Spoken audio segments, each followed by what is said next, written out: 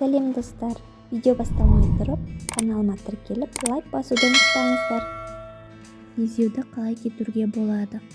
Безеу кез келген жаста кездесетін маңызды мәселе. Ол адам үшін психологиялық ыңғайсыздық тудырады.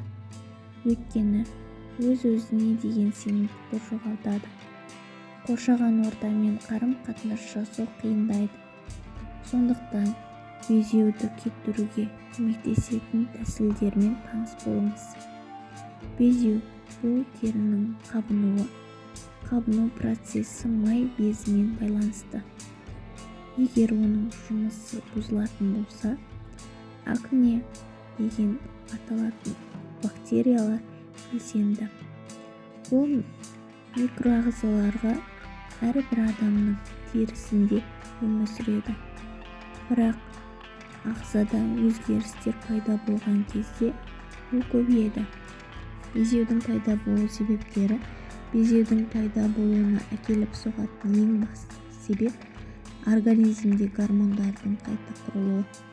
Көп жағдайда бұл жасөспірімдерге қатысты. Бұл кезеңде олардың ағзаларындағы гормондардың белсенділігі артады. Нәтижесінде жасөспірімдердің дауыстары жуандайды және пропорционалды өзгереді, және өкінішке орай беттеріне безеулер шыға бастайды. Бұл әрбір адамның басынан өтетін жағдай. Тәтті майлы және ұннан жасалған тағамдар безеудің теріде қалыптасуына әкеліп соғады.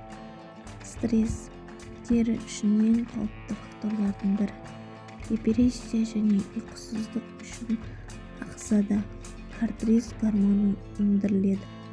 Бұл гормон терінің майлануына және ұсақ тесіктердің бітелуіне себепкер болады. Ас қорыту жүйесі